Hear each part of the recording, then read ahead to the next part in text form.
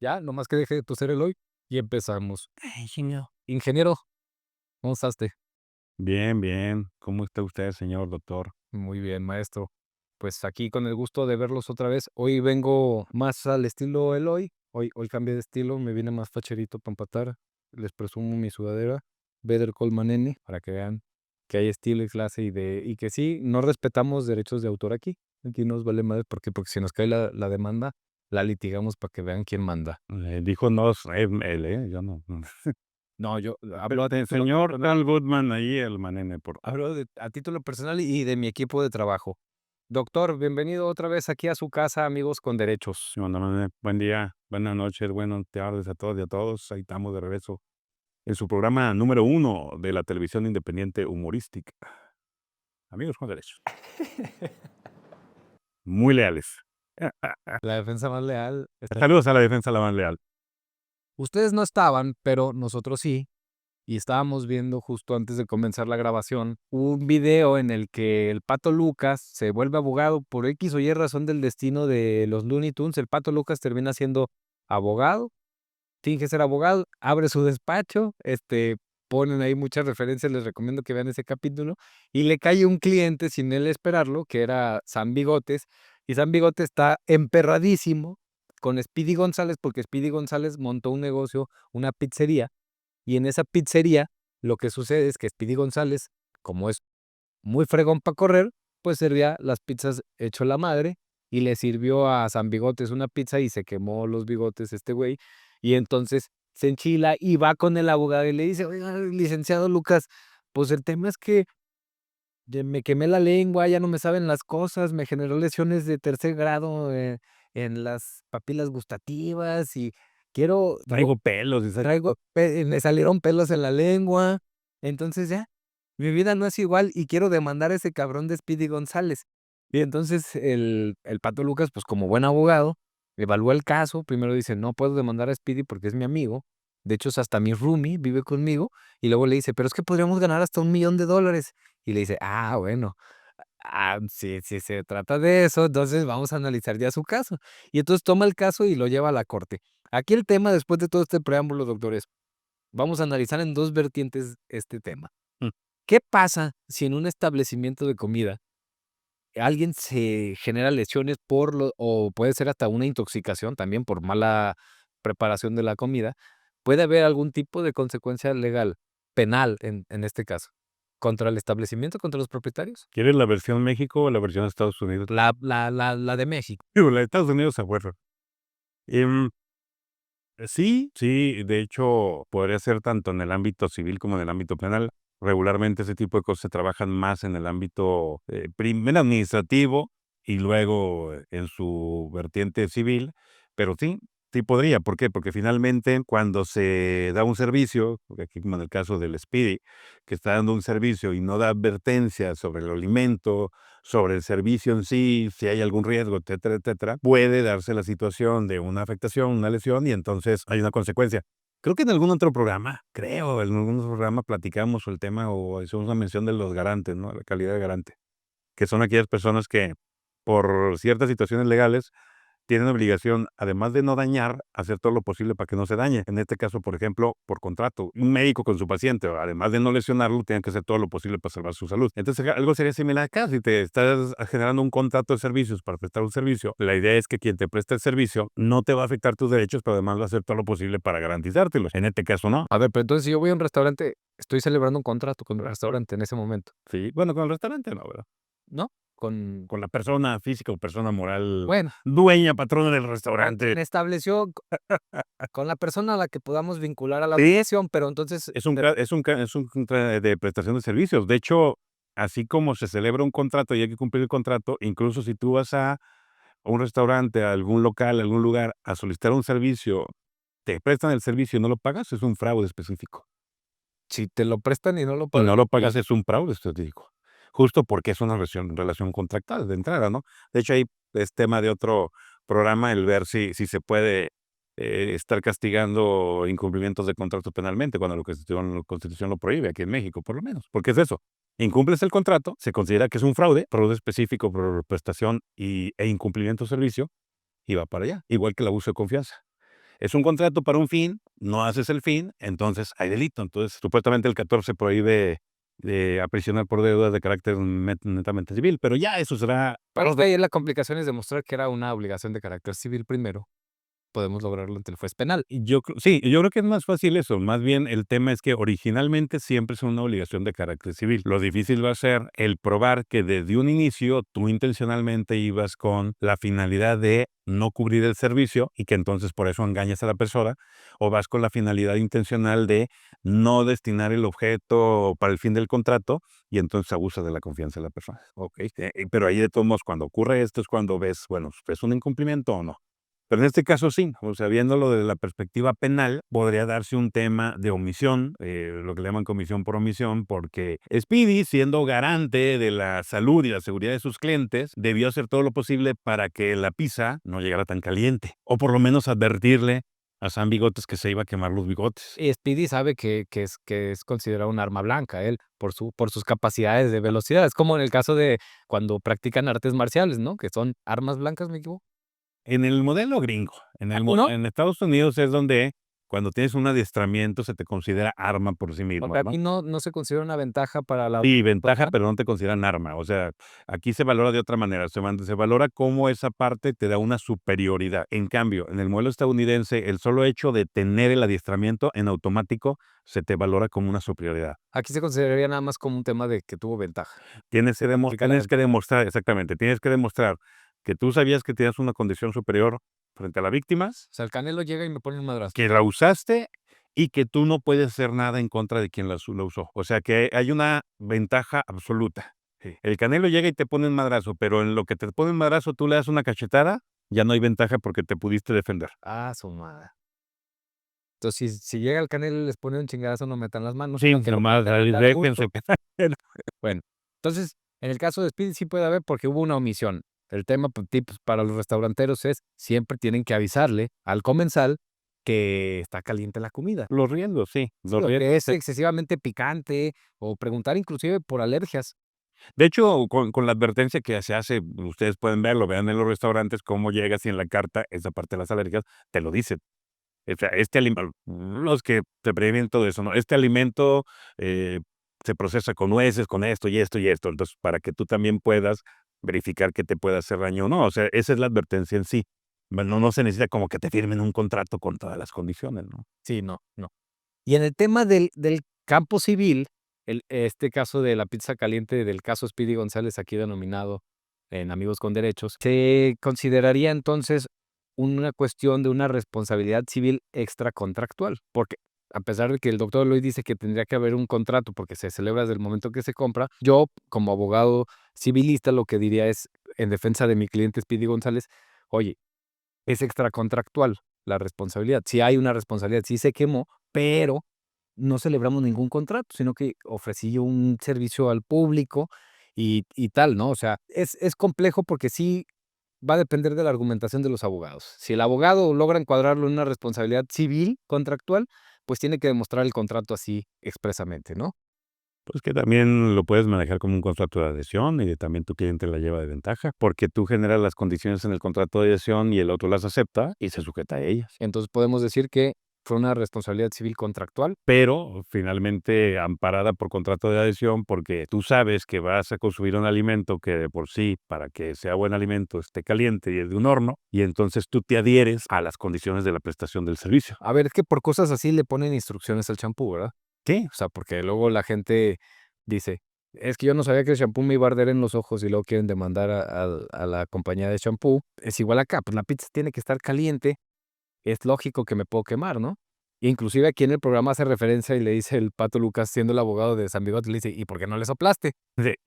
Es que es eso, o sea, lo que decíamos, no es que yo tenga que llegar a celebrar un contrato directo. Vamos a celebrar un contrato para comerme una pizza. No, yo llego a una pizzería, pizzas al horno de leña, pizza caliente, me entregan la pizza caliente, yo sé que me puedo quemar la boca. Entonces, yo estoy adhiriéndome a esos riesgos también en ese paso. El factor que sale de lo común es que el señor Epidi González corre a madres, y entonces, recién salida del horno, nos dio la oportunidad, él sabiendo que si corría a madres, llega excesivamente caliente la pizza. Que allí es donde también pudiéramos decir, bueno, viendo a Speedy González, Sam sabe que Speedy González cobra madres.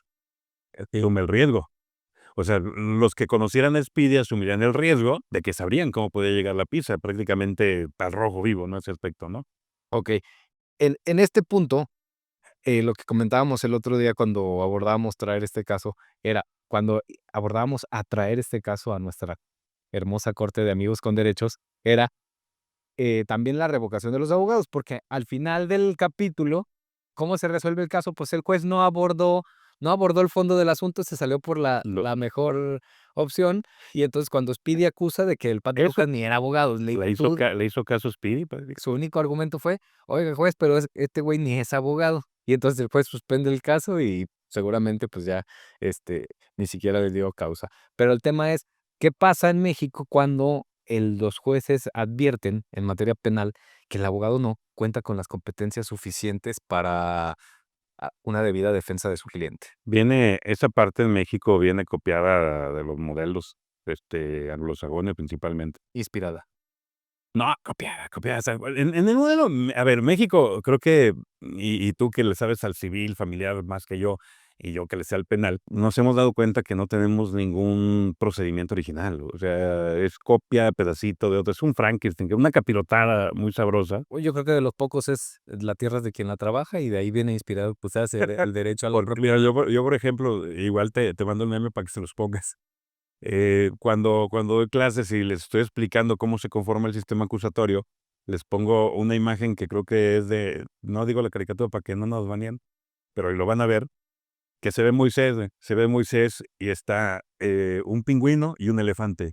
Y acá está un nuevo ser con cuerpo de pingüino y cabeza de elefante. Y le dice el Moisés a los 2: "¿Qué carajos es esto, güey?".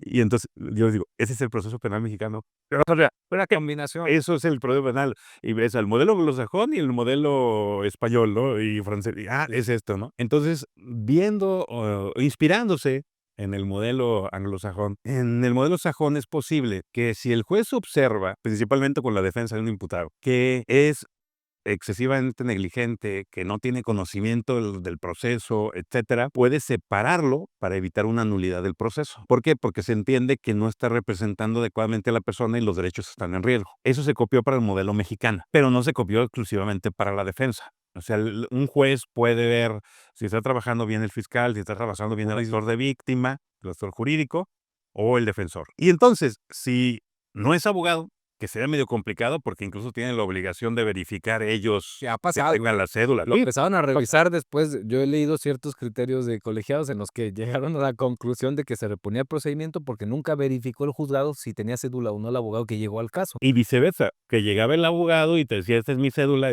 enséñamela, no la traigo, entonces te voy a separar del cargo". No, métete al sistema y ponle ahí la C para que te salga la cédula. O sea, justo por no verificar. Que ese es un primer paso, por lo menos darte cuenta de eso, ¿no? Si no tienes la cédula de abogado, si no te dejarían trabajar y si te descubren que la falsificaste o que no lo dijiste, es que es otro tema. Si vieron el capítulo ya del Pato Lucas, dice: "Pero cómo el juez no se dio cuenta y le tuvo que decir el Speedy que no era abogado". Pasa. Porque, por lo menos en materia penal se trabaja algo que en civil y mercantil y familiar también se da, pero no se llama de esa manera, que es el deber de lealtad. Y el deber de lealtad es prácticamente es como el eslogan de un partido político muy muy famoso en México, que el deber de lealtad es no mentir, no engañar, no No robar. no robar. Es decir, no le digas mentiras al tribunal, no trates de engañar al tribunal. Y entonces, en esa perspectiva, se confía en las partes. Okey, se confía en que tú eres abogado, que estás okey. Pues luego allí estoy hablando del modelo gringo y por eso Speedy dice: "No, no es abogado", y ahí me doy cuenta. Aquí no, aquí sí hay una obligación de verificarlo. Se pasara y nos diéramos cuenta de eso, o el tribunal fue el engaño, o el tribunal se da cuenta que, por muy abogado que sea, porque también es otra cosa, cédula y título, y además tus 3 grados de doctor en el doctorado Patito, este, no sabes ni idea del proceso, te puedes separar. Por eso, para garantizarle a la persona sus derechos y que no se nulifique Que es el a derecho a la defensa adecuada. a la defensa adecuada. Como dije, podría hacerlo también con el asesor de víctima y podría hacerlo también con el fiscal. Con los fiscales no lo hacen regularmente porque dice: "Bueno, tú, Estado, me aventaste a este bruto, tú te la vas a llevar con ese bruto, yo no te voy a hacer tu chamba, quítale y tráeme uno", como tal cual, ¿no? Pero con la víctima y con el imputado sí, porque van de la parte del Estado, ¿no? A ver, a mí me pasó en un caso en el que defendía un tema de un deudor de alimentos. Pero es que tú eres bien grilloso. A ver, ojo, me pasó en un caso en el que yo argumenté que las menores de edad víctimas del delito, les tomaron su declaración ante el Ministerio Público sin un representante imparcial, es decir, sin un tutor.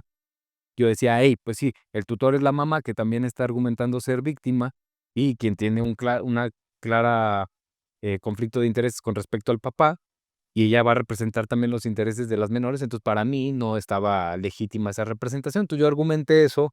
El juzgado penal me dijo: "Ni madres, está bien que sea representada por la mamá". Me fui al amparo indirecto y en el amparo indirecto me conceden la suspensión para efectos de que les nombraran inmediatamente una representación imparcial. Lo que pasó después es que quien comparece a la audiencia, ya en cumplimiento de la suspensión, no era abogado, el representante de las menores. Y entonces yo pido que y ojo, ese video lo tengo y si gustan lo publico.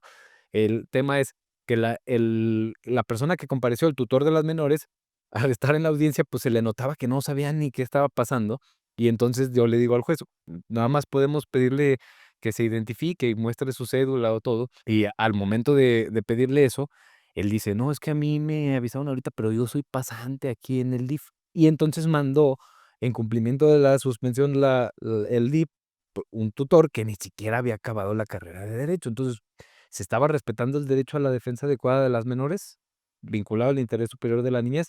Pues no, pero pasan los casos reales que si los abogados no estamos al tiro con ver si tienen todo su cédula y todo, se le va a los tribunales, o sea, y ahí suspendió la audiencia y requirió el juez al DIF para que nombrara a alguien que sí fuera experto en derecho. Que hay pasantes muy buenos, hay muchos pasantes que se la llevan muy bien, abogados ya de años, Por supuesto, perfecto. pero no están habilitados para ejercer. Que claro, ese es el punto, ese es el tema.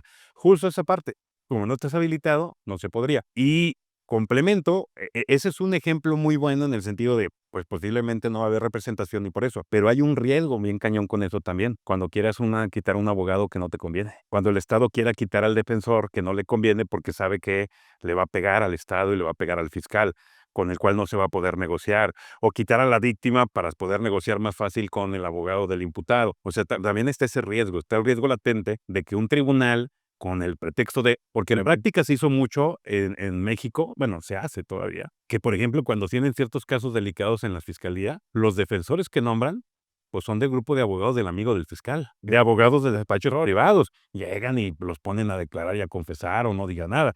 Entonces estuvieron representados por un gran abogado y su despacho, ¿no? Entonces, mucho también se puede dar así, o sea, llega Manene o llega Eloy a representar a alguien y dice el fiscal, no, estos güeyes no voy a poder negociar y me van a dar la madre. Entonces buscan la forma de que el juez los quite, también es un riesgo.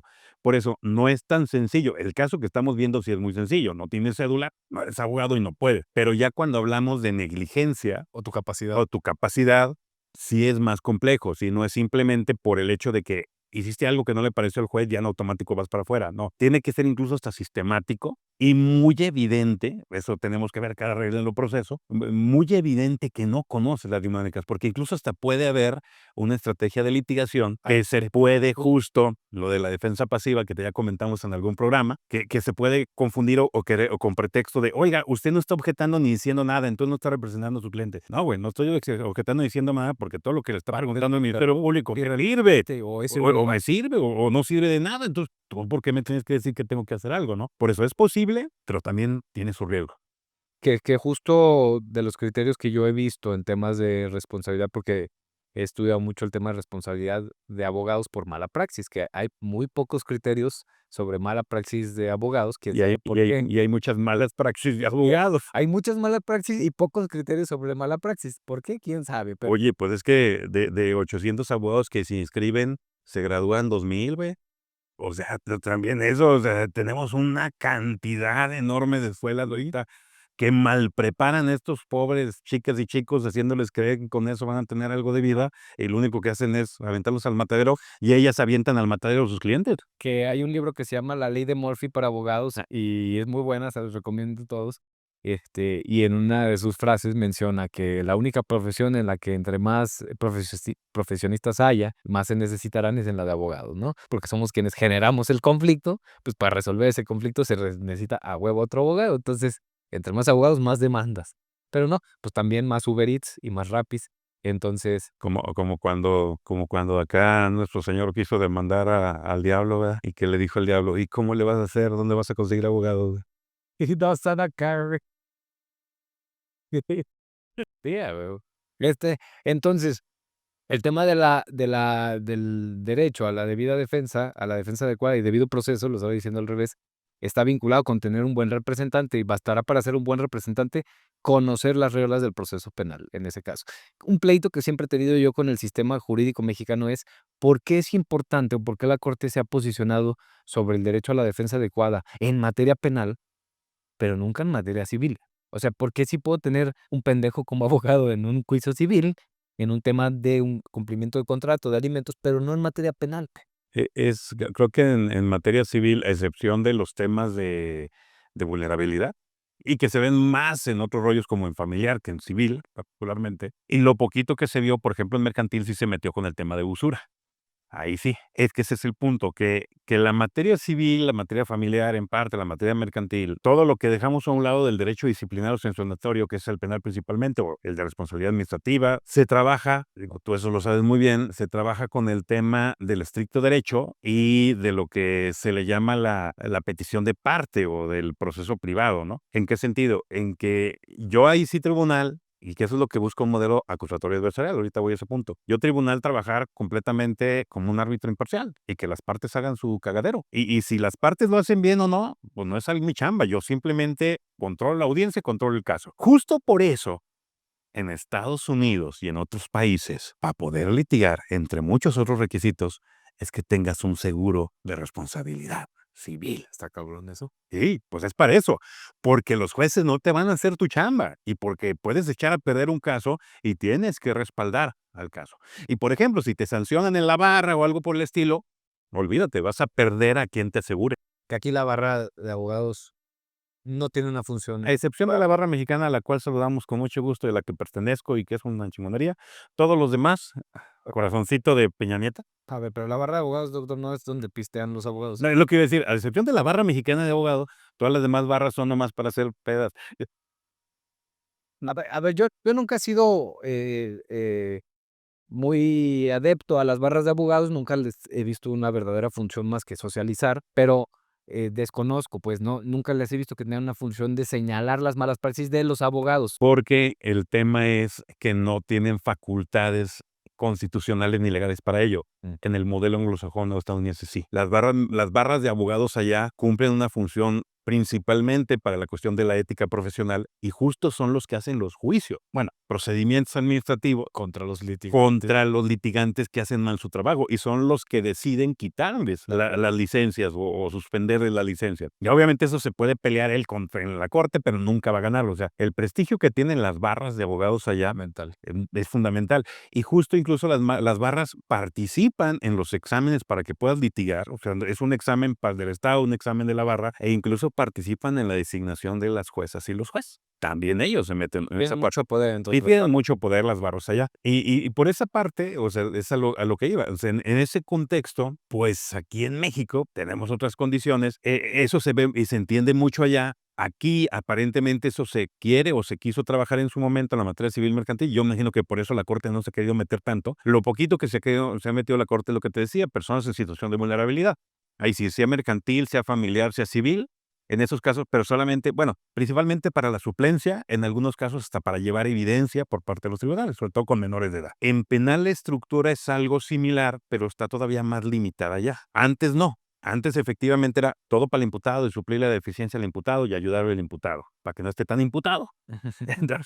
Pero de todos modos ahorita sigue estando imputado. Y el asunto es que en la actualidad lo adversarial, que ahí es donde viene el tema, lo acusatorio significa protector, garantista, lo adversarial es que son adversarios y como son adversarios, ustedes traen las canicas y aviéntense y yo simplemente estoy desde fuera. Haría o buscaría llegar a ese tipo de modelo que acabamos de manejar, o sea que las partes hacen todo el relajo. Pero ahí es donde también se ha interpretado, porque tenemos lo acusatorio, que con personas en situación de vulnerabilidad Hay suplencia. sí hay suplencia, pero solamente suplencia. Ahí sí no podía llevar evidencia. Ha establecido la Corte, sí puede llevar evidencia justo para determinar la vulnerabilidad, sí. Por ejemplo, Llega una persona que aparentemente tiene un trastorno mental, ok, el juez sí puede ordenar que le hagan un estudio. Sí, Pero nomás eso es para el fondo, no, nomás para saber si está en vulnerabilidad, entonces hacer ajustes razonables al proceso, ¿no? Ya de todos modos el fiscal va a tener que demostrar si es imputable o no y todo el rollo. Pero está mucho más restringido. Dentro de la dinámica legal, en estricto sentido, la suplencia es nomás en segunda instancia, en estricto sentido, pero la búsqueda o la idea es tratar de llegar a lo que tú manejas de que no sea en civil, que tampoco se haga en lo penal. El problema es el riesgo. El problema es que no tenemos barras de abogados que controlen la cantidad de abogadas y abogados que tenemos ahí. No tenemos límites para ser operador del sistema. Es decir, lo dijimos al principio, vean al Pato Lucas. Cualquier Pato Lucas puede llegar a ser abogado. que Uno, por algo hicieron esa parodia, porque exactamente, no fue de gratis. Y también para que se vean entonces que no es que sea una chingonería los abogados gringos, porque es un reflejo de los abogados gringos también. sí, Pero el tema es que cualquier Pato Lucas llega abogado. Segundo, el tema de cualquier Pato Lucas llega abogado es no se requieren hasta mínimos de experiencia para determinados litigios. Imagínense, para ser jueza en México, si hay algunos, la mayoría que tengas 3 años mínimo de cédula. Te acreditan experiencia profesional, pero la acreditas con la cédula. La cédula no te da experiencia profesional, te da tiempo con cédula. pues sí, Pero puedes tener 3 años sin ejercer. aplastado en tu casa y te dejan contender para juez. Y la otra, que para ser MP, para ser asesor victimal, para ser defensor, prácticamente lo único que necesitas es ser abogado. Te acabas de graduar, Puede ser. te hacen fiscal, te hacen defensor y te hacen MP. Y estás resolviendo los asuntos más graves de los derechos de una persona. Vidas, libertades, salud. O sea, nomás para que se den ese quemón. No estoy diciendo que si te acabes de graduar no tengas conocimiento y demás, pero sí les voy a decir que de 100, 1 o 2. No, y la práctica es, yo creo que el 70% en la vida judicial, ¿no? Porque, híjole, o sea, a la hora de estar en los tribunales, la verdad nos topamos, primero, la interpretación de las normas, ¿no? Uno cuando sale dice: "Es que no me están aplicando el artículo tal como dice". Pues no, güey, pues es que vete a la práctica. Primero, la jurisprudencia viene de la práctica, viene de los usos y costumbres, de la interpretación que han hecho de la norma.